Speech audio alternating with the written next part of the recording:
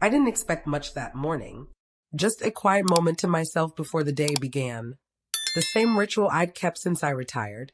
Early lights spilling across the kitchen linoleum, birds gossiping outside the screen door, and a cup of lukewarm Folgers in my favorite chipped mug. World's best Nana, it read, faded from years of dishwasher cycles and half-sincere birthday gifts. I had just finished arranging a tray of lemon squares, Madison's favorite. Mind you, always had a sweet tooth that one when my phone buzzed. I didn't check it right away. I thought maybe it was Claire asking if I could pick up some ribbon for the centerpieces. Madison's bridal shower was just 2 weeks away, and even though I'd already covered the venue deposit, the monogram napkins, and half the catering bill, I figured they'd need something else. When I finally picked up the phone, I saw the group chat name first. Madison's Dream Day ring sparkles. I smiled. I liked that, Dream Day. Thought maybe they were talking about the cake flavors or bridesmaid shoes. Then I saw it. Madison. Can we please make sure Grandma doesn't wear one of her cheap little cardigans to the ceremony?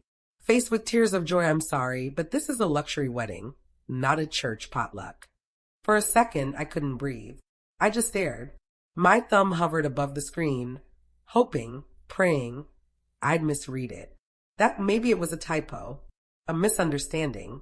But then Kelsey chimed in. Kelsey, yes. She gives cafeteria lady energy. I sat down slowly, my knees not what they used to be. The lemon squares sat forgotten, the scent of fresh citrus now sickly sweet. And then came the one that knocked the air right out of me. Claire, let's just tell her we're keeping it small. She'll understand. My own daughter. The same woman I held through 3 bouts of morning sickness, the same woman I once bailed out of a bad marriage with nothing but my savings and a prayer. She said I'd understand. Understand that I wasn't wanted. Understand that my clothes embarrassed them. Understand that all the love I had poured into that child and her child and this wedding meant nothing. I didn't cry. Not then. Not even when the kettle shrieked behind me, the high-pitched whistle slicing through the silence like it knew what had just happened. I turned off the stove, poured the water down the sink. Then, without ceremony, I typed out one sentence. Wishing you all the best, darling. Hope it's everything you dreamed. And I left the chat. But I wasn't done. I walked through my house then, barefoot, the tile cold under my feet. The same tile Madison used to crawl across in her diaper, giggling as I chased her with a stuffed bunny. Every corner held some memory. The fireplace where I read bedtime stories, the sunroom where she once played dress-up in my heels and pearls. She'd asked to use the house for the wedding ceremony. It's got this vintage charm, Nana, she'd said last Christmas, her eyes full of dreams. It's perfect, just like those Pinterest boards. And I had said yes. Of course I did, because I always said yes, but not anymore. I went to my roll-top desk in the corner of the dining room, pulled out my file of important numbers, and found Janine's card, the realtor who sold me this place 20 years ago. She still sent me a Christmas card every year. Her number hadn't changed. Janine, I said when she answered. I'm ready to list the house. There was a pause. Eleanor? Are you sure? Positive. I hung up, walked back to the kitchen, and slid the tray of lemon squares into the fridge. I had a feeling I'd be donating those to the church bake sale instead. Because if my cardigan-wearing, cafeteria energy self wasn't good enough for their fairy tale, then they'd need to find themselves a new castle. This one was no longer theirs to plan around. Listing the house was easier than I thought it'd be. Janine came by the very next day in heels too high for a woman her age and a blazer the color of ambition. She clicked her tongue at the wallpaper in the guest bathroom. Madison used to love those daisies when she was little and scribbled a few notes on her clipboard. This is prime property now, she said, standing in my kitchen like it was already someone else's. Charming garden, great bones. It'll sell fast. Good, I thought. Let it go. She took photos, told me to clear the fridge magnets and tuck away the Afghan I kept over the couch. Buyers want to imagine their own lives here, she said. Their own lives. As if mine didn't still echo through every wall. I packed slowly that week. I wasn't in a rush, not really. I'd lived there for over 25 years. Madison's baby blanket was still in the linen closet. Claire's high school trophies were in a box under the bed. Part of me wanted to throw them all away. Another part, the quieter one, just couldn't. Instead, I packed everything carefully. One box for keeps, one for charity, one for memory's sake. On Thursday morning, I got a call from Claire. Mom, hey, did you cancel the bridal shower venue?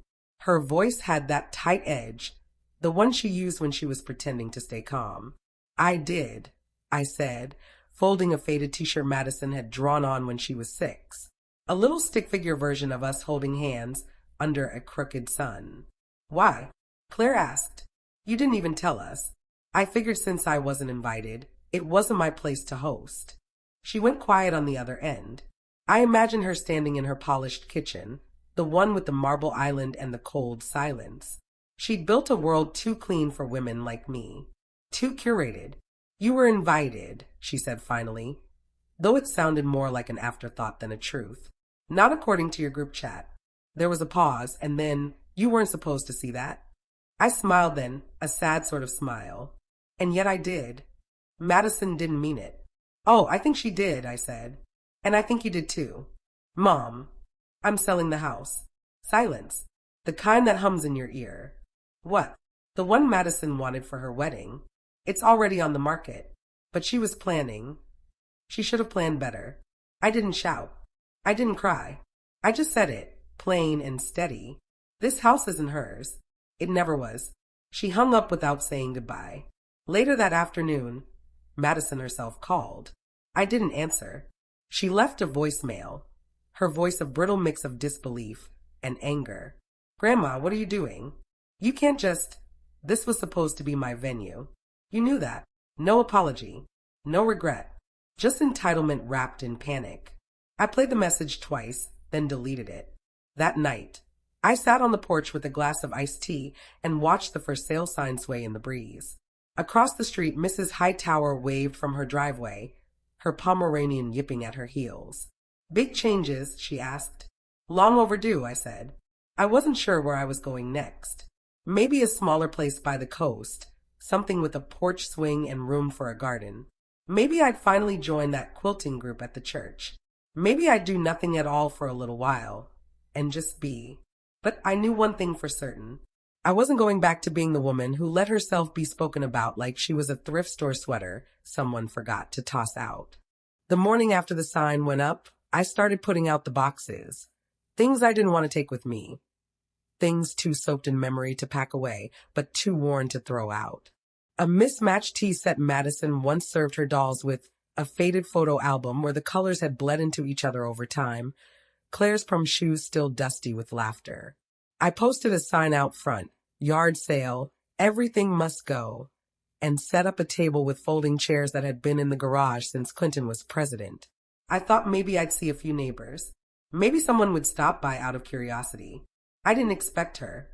A young woman, maybe early 30s, wandered up the driveway with cautious eyes and a kindness in the way she moved, like she didn't want to startle the air around her. Hi, she said. I saw your post online. I just moved here. Thought I'd see if you had any end tables. I showed her a little wooden one with a nick on the corner. Madison once banged it with her tricycle. I'll take it, she said, running her hand along the surface. You sure? It's a little banged up. She smiled. Aren't we all? We talked a while after that. Her name was Tasha. She'd just moved out of an engagement gone wrong. Said she needed a new beginning. Funny thing, so did I. By the time she left, she had bought a lamp, a worn wool throw, and an old copy of Little Women that still smelled like my attic.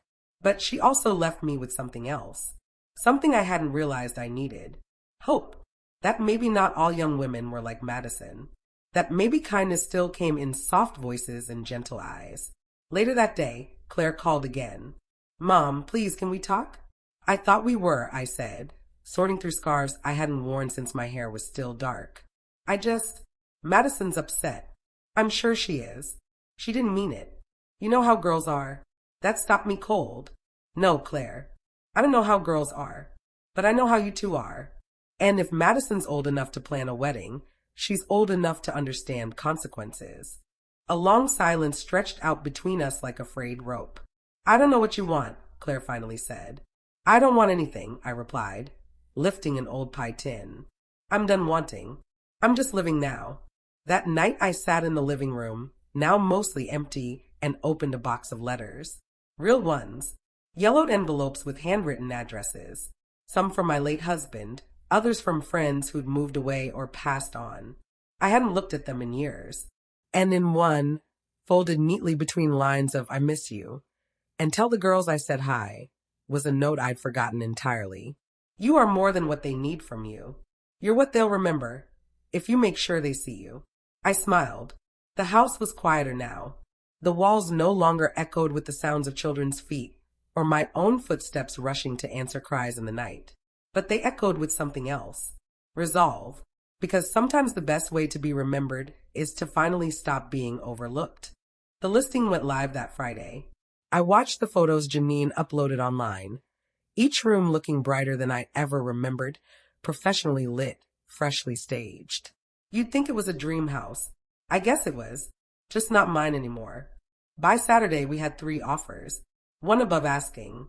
I took it. Claire didn't call again. Madison didn't either. But word travels, especially in a town like ours where gossip slips between garden fences like honeysuckle vines.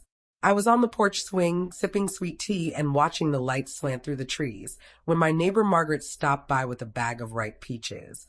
I heard you're moving, she said, settling into the rocker beside me. I am, I replied. To where? Somewhere with fewer ghosts and more sunlight. She didn't ask for more than that. That's why I liked Margaret. She'd lost a son years ago and knew how to sit beside pain without poking at it. You heard from Madison? She asked gently. I shook my head. Well, she said, pulling a peach from the bag. Weddings don't run on venom alone. Eventually, someone's going to need to pick up a phone. Maybe, but I wasn't holding my breath. The following week, I got a call from the caterer, Debbie, a sweet woman with a smoker's rasp and a heart of gold. Hey, Eleanor, she said. Just confirming we're still doing the bridal shower menu for June 14th? I smiled. Not anymore. Oh, she asked, confused. It's been canceled. A pause. Was that Madison's decision? No, I said simply. It was mine. By the time June 14th rolled around, I was already halfway packed. The moving truck was scheduled for the next morning. I'd sold what I could, donated the rest, and set aside 3 small boxes of keepsakes to take with me. That morning, the sun rose soft and gold. I made myself a real breakfast, eggs, grits, bacon crispy the way I liked it, and I dressed in my best summer dress. Not for anyone else. For me. Then I walked to the park. The bridal shower had been scheduled for 1 o'clock. I arrived at noon. Sitting on a bench across from the empty venue Madison had insisted was perfect for her aesthetic. It was supposed to be blooming with pale roses and floating candles by now. Instead, it stood locked, the parking lot mostly empty save for a confused florist pacing near her van. By 12:45, the cars began arriving. They came in clusters, heels clicking on pavement, dresses fluttering, girls laughing nervously.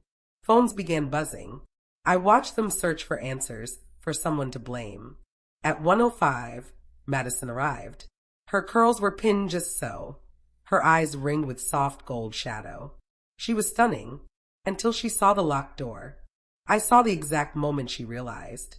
She was halfway up the path when she turned, her face flushed with embarrassment. She started pacing, then yelling, then dialing. That was my cue. I stood, brushed the crumbs from my dress, and walked away. Slow, calm, not a flounce or a slam in sight. Just a woman who had finally learned the power of quiet exits. Back home, I packed the last photo, one of Madison and me at the beach when she was 4.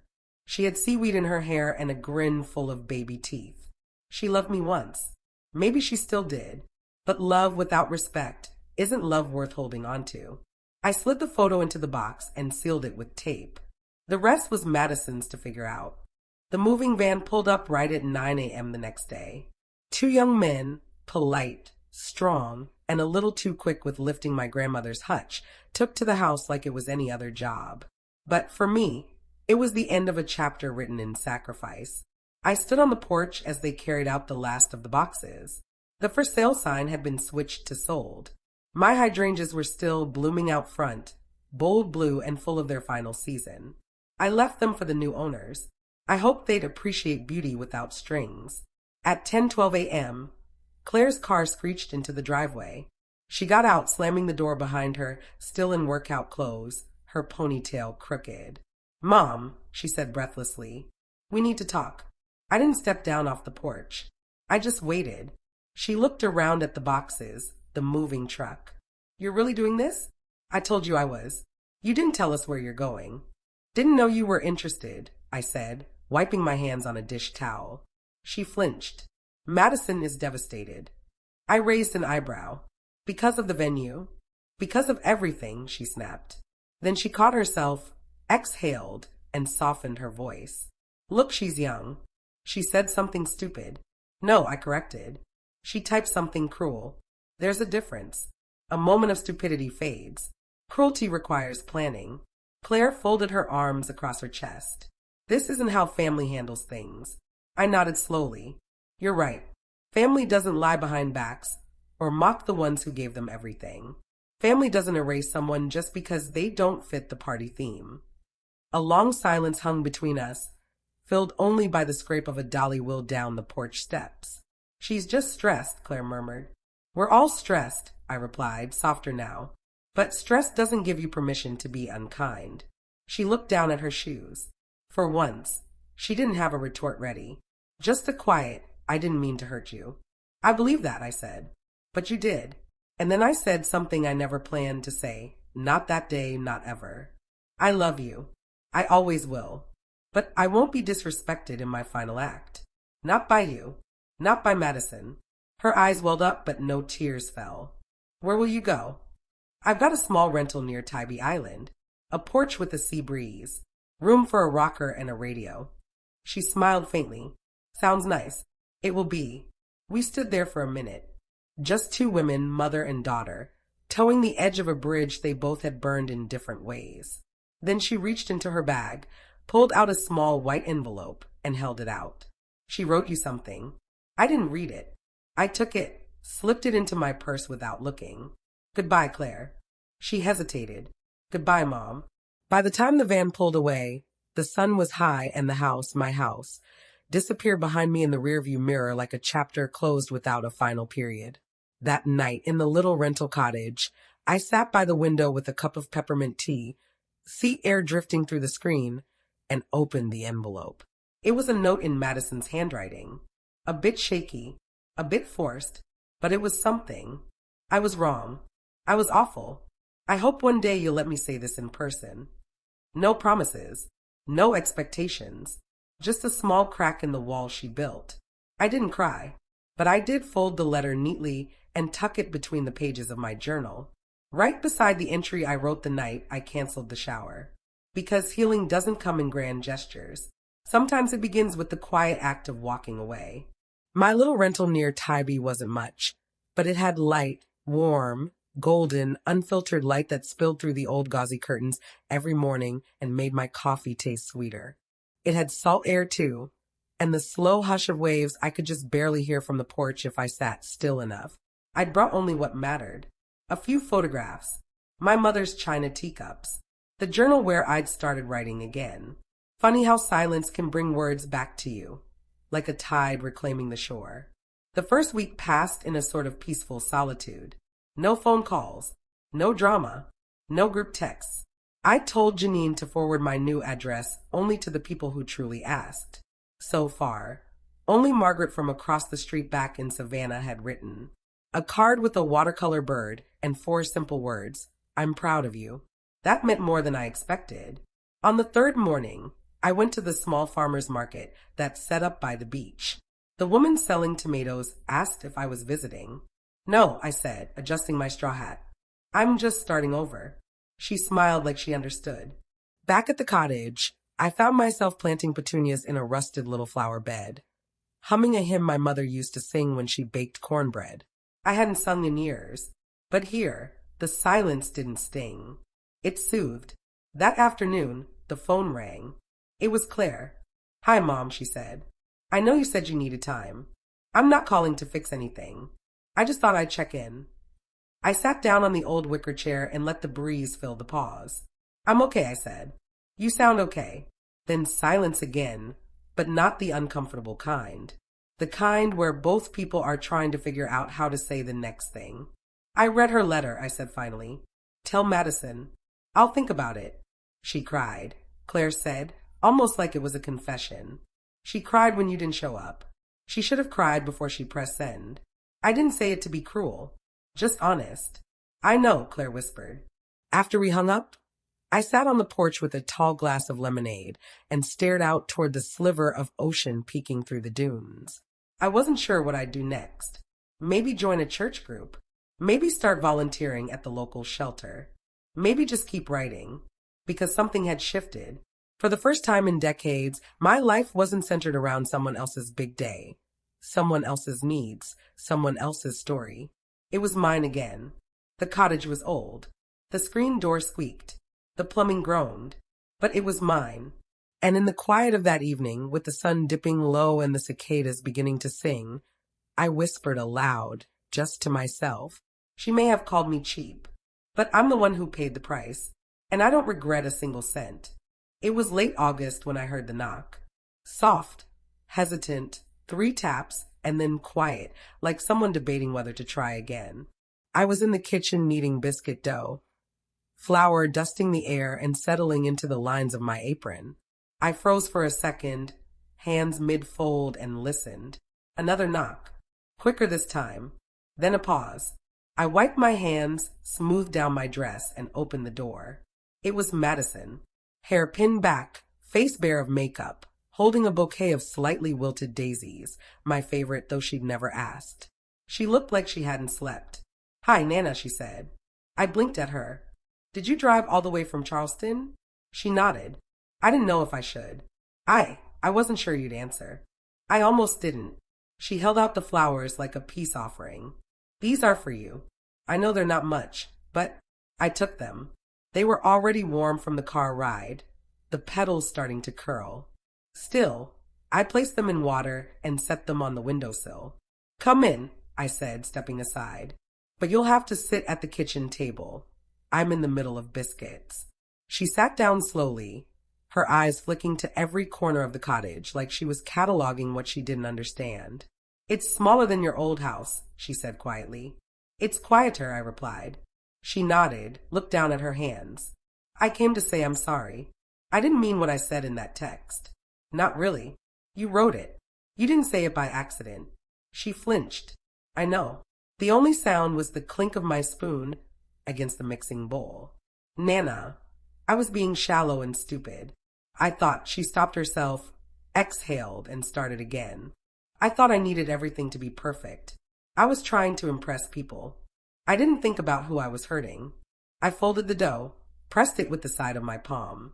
And who taught you that you could say something so cruel about the person who paid for half your wedding?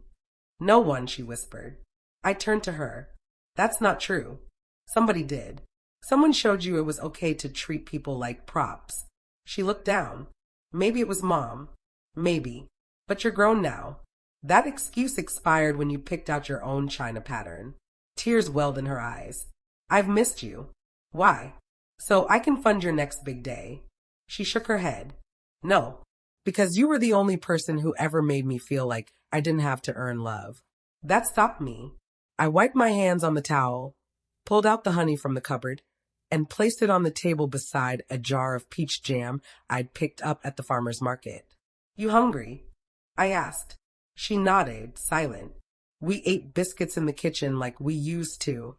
Her at the table, me standing, both of us talking only when it felt right.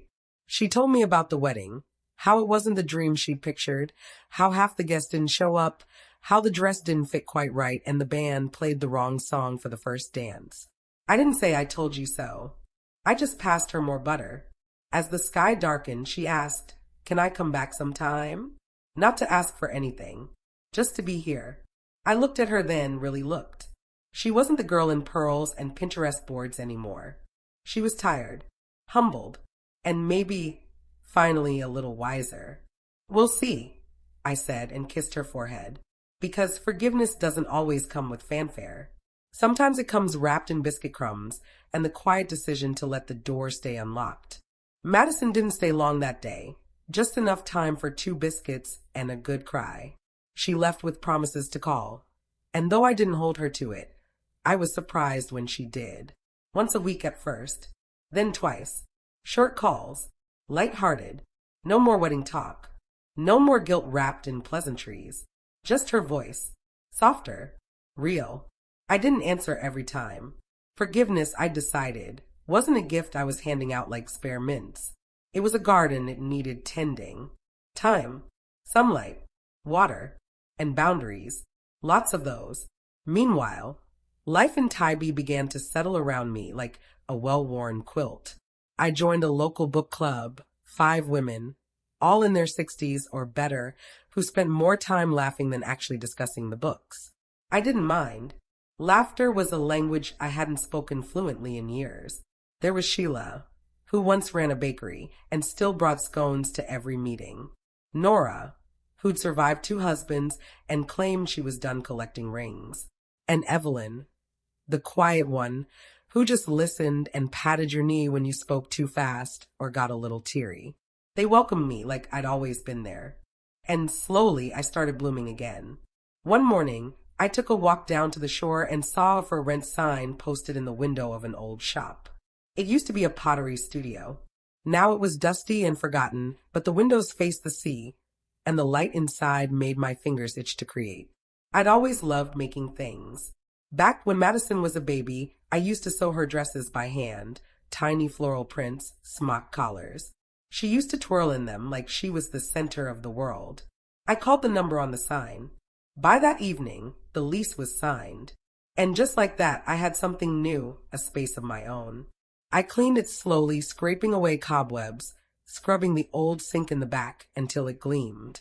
I set up a table, brought in some shelves, started sewing again. Quilts, table runners, baby blankets with little stars stitched into the corners. I named it Threadbare because I knew what it felt like to be worn down to nothing and still hold together. Word spread fast in a town like ours. Folks started stopping by, asking for custom aprons, memory quilts. One woman brought in her late mother's shirts, asked if I could turn them into something soft for her new baby. I stayed up late sewing that one. Cried a little, too. And in that quiet, humming shop, I started to feel something I hadn't in years. Purpose. One afternoon, while I was hand-stitching a fall wreath pillow, the door jingled. It was Claire. She looked nervous, out of place. Her heels were too sharp for the wooden floor, her lipstick too dark for the sunshine pouring in. "I heard you opened a shop," she said. "You heard right." She stepped inside, ran her hand over a patchwork quilt hanging by the window. "It's beautiful. Thank you." She lingered for a minute, then pulled a photo from her purse. Madison and her husband standing under an arbor, both smiling for real this time, not for a camera. "She wanted you to have this," Claire said. I took it, slipped it into the drawer under the register. "She's doing okay," she added. "Better, I think. Calmer. Good. And she talks about you. A lot." I nodded, waiting. "She's sorry," Claire whispered. "And so am I." I didn't say anything, just handed her a small fabric sachet from the bowl near the register. Lavender and chamomile. Peace in a palm-sized pillow. "On the house," I said. She blinked, eyes suddenly glassy. "Thank you." I didn't walk her to the door. Didn't need to. Sometimes healing isn't loud. It's in the way you stop explaining yourself, the way you start something new without asking permission. And sometimes it's in a sewing shop with the windows thrown open, the sea breeze blowing in, and the sound of a door chime that no longer surprises you. Fall came quickly on the coast. Sweaters in the morning, sandals by noon, and wind that smelled like salt and cinnamon. By October, Threadbare had become a fixture in the neighborhood. Locals brought in scraps of their lives, and I stitched them into something they could hold again. One Friday, Evelyn from the book club popped in with a flyer. "Quilt show in Savannah," she said, laying it on my counter. "You should enter." I laughed. "I'm hardly a professional." Evelyn just raised an eyebrow and pointed to the wall where I'd hung a quilt made of old linen napkins, each square stitched with a saying my mother used to mutter when life got too hard. If that doesn't deserve a ribbon, nothing does. I didn't sign up to win. I signed up to honor where I came from. The day of the show, I packed up 2 quilts, the napkin one, and another made from leftover pieces of Madison's childhood clothes. Yes, even the tattered soccer jersey and the floral Easter dress she'd once spilled grape juice on. I hadn't planned to display that one. It was just for me. But at the last minute, I added it to the lineup. The venue was bright, filled with chatter and color. Every quilt told a story. Some were bold and modern, some delicate and intricate. Mine sat quietly in the corner, soft tones and hand-stitched honesty. I wasn't expecting visitors. I figured it'd be a quiet afternoon. Until I saw Madison walk through the doors. She wasn't wearing designer heels or a filtered smile. Just flats, jeans, and a soft expression I hadn't seen in years. She spotted me across the room and didn't wave, just walked slowly, deliberately toward the quilt. Her fingers hovered over the corner that still bore the outline of a butterfly patch she once adored as a girl. "You kept all this," she whispered. I nodded. She didn't speak again for a long time, just stood there. Then, finally, I didn't realize how much I'd forgotten. I looked at her not unkindly. "You didn't forget. You just stopped looking." A ribbon was placed on the quilt later that afternoon. Honorable mention for emotional storytelling. I didn't care about the award. What mattered was the look on Madison's face when she saw her childhood sewn together in cotton and care. After the show, we walked down to a nearby cafe and sat on the patio. She told me about married life, the struggles, the surprises, the small joys she never posted online. "I think," she said, stirring her tea, "I got so caught up in the idea of what things should look like, I forgot what they should feel like." I didn't need to say anything. She was already starting to understand. When we stood to leave, she hesitated. "Can I visit your shop sometime? Maybe learn to sew." I looked at her, this grown woman who'd once called me basic, and saw not the insult, but the potential. "We'll start with straight lines," I said, smiling. She grinned. I always needed help staying between the lines. As we parted, I realized something. Sometimes revenge isn't fire and fury. Sometimes it's healing in public. It's standing tall in front of the very people who tried to shrink you. It's turning wounds into art and inviting others to trace the stitches. And sometimes the ones who hurt you most are the first to ask how you made it beautiful. The following spring, Threadbare hosted its first workshop. Just 6 women at first, gathered around the large table in the back. Some had never threaded a needle. Others brought bundles of half-started projects, old denim, baby clothes, scraps from lives well lived. I taught them how to press fabric, how to pin with intention, how to let go of perfection and aim for honesty instead. Madison came, too. She didn't sew that first week, just watched. Sat in the corner sipping tea and occasionally running her fingers along the seams of quilts like they were braille, like they held the answers to questions she was still learning how to ask. By the 3rd week, she'd chosen a pattern. Something simple. Straight lines. A baby quilt, she said, for her best friend. I didn't push. But when she asked how to secure the corners, I sat beside her and showed her not just how, but why it mattered. "Corners are where things fall apart," I told her. "They need the strongest stitches." She nodded like she understood more than I meant. The shop began to thrive. Locals started leaving messages on the corkboard by the register. Thank you notes, photos of finished quilts, a doodle from a 7-year-old that said, "Miss Eleanor makes magic from rags." One Friday evening, Madison stayed late to help me close. We turned the sign, locked the door, and sat in the quiet together, folding fabrics. "I was thinking about your old house," she said softly. "About the garden, the porch swing, the lemonade in mason jars." "I still make lemonade," I said. "I miss that swing." I folded a piece of gingham. "I miss a lot of things." She turned to me, serious now. "Do you ever regret it? Selling it? Missing the wedding?" I looked at her, really looked. And I realized the girl who'd once mocked my cardigans had become a woman who kept her stitches straight, her eyes honest, and her hands gentle. "No," I said, because it taught us both something. You learned who you were without the stage, and I remembered who I was without the silence. She teared up, but this time she didn't apologize, and I didn't need her to. Later that night, as I sat in my cottage listening to the soft creak of the porch rocking chair and the distant hush of the waves, I thought about legacy. Not in the grand sense of money or names carved into buildings, but in the quiet things. The way a thread runs through cloth and holds it all together. The way a woman can reclaim herself without needing to ruin anyone else. The way a life can come full circle, not in grand gestures, but in simple truths. They called me cheap, but I was never cheap. I was priceless. And now they finally saw me stitched not into the background, but into the very fabric of the story.